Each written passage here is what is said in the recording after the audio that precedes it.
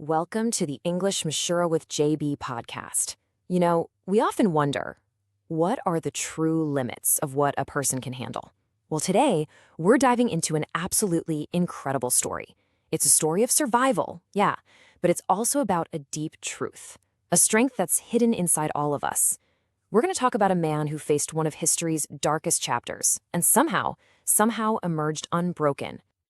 This story is about a man named Martin Niemöller, a German pastor. And the setting?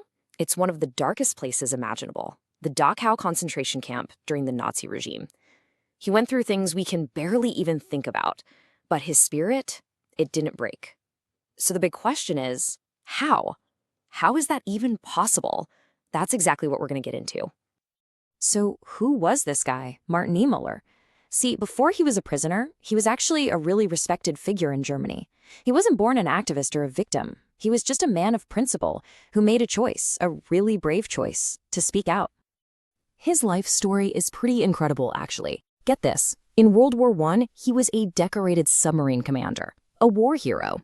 Then, after the war, he completely changes paths and becomes a respected Lutheran pastor. But then, the Nazis came to power. And that's when his principles were truly tested. He had a choice, stay quiet or speak out.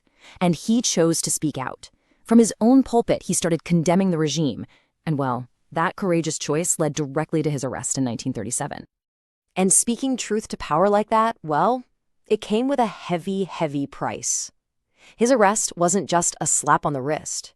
It was the start of a long, terrifying ordeal. A true test of his spirit that would just go on and on for years. 7 years. Just let that number sink in for a second. That's how long he spent locked away in concentration camps, first in Sachsenhausen and then in the infamous Dachau. I mean, can you even imagine? 7 years of living through those brutal conditions. And if you think 7 years is unimaginable, listen to this. Out of those 7 years, there's another number that's just chilling. 3. 3 of those years were spent in solitary confinement.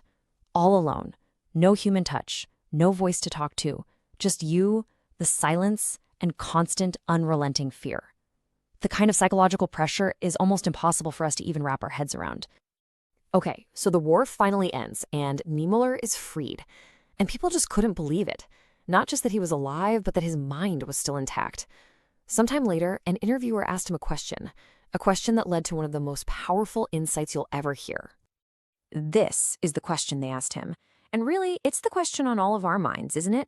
How could anyone possibly go through all that, the suffering, the isolation, and not completely lose their sanity? His answer, well, it's the very heart of our story today. And his reply was so simple, but so incredibly powerful. He said, "A person does not realize how much he can stand until he is put to the test. You can stand far more than you think you can." You see, his point wasn't just, oh, people are strong. It was that we have no idea how strong we really are. We completely underestimate ourselves.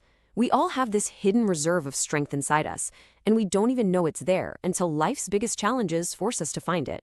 So what does his story really teach us? What Niemöller went through, it points to this universal truth about human resilience. His words aren't just about his own story. They're about you. They're about me. They're about a potential that's just sitting there, dormant, inside every single one of us. You know, we all have this story in our heads about our own fragility, right? A line we think we can't cross without breaking. We tell ourselves, oh, I could never handle that. But what Niemöller's experience screams at us is that that story is often wrong. Deep down, beneath our own perceived limits, there's this quiet, stubborn part of us that just refuses to give up. So what is this strength? What are we really talking about here? It's definitely not about being fearless. I mean, come on, Niemöller was probably terrified every single day. No, it's something else. It's endurance. It's that quiet, internal decision to just hold on for one more day. And you don't find this kind of resilience when things are easy. It's forged like steel in the fire of hardship. It's a core inside of us that might bend under pressure, but it just refuses to break. And this is the core message for you, for me, for all of us. You have this power inside you right now. You might not feel it, you might not even believe it, but it's there. A deep reserve of what's been called holding power. That simple, profound ability to just hold on.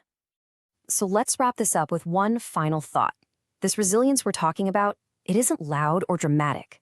It lives quietly inside of us. It's more of a whisper than a shout. And often, it's only in our most difficult, most challenging moments that we finally get quiet enough to actually hear its voice. So I'll leave you with this question to reflect on. Based on Martin Niemöller's incredible story, what hidden strengths, what reserves of holding power might be waiting inside of you, ready for the moment you need them most? Think about that.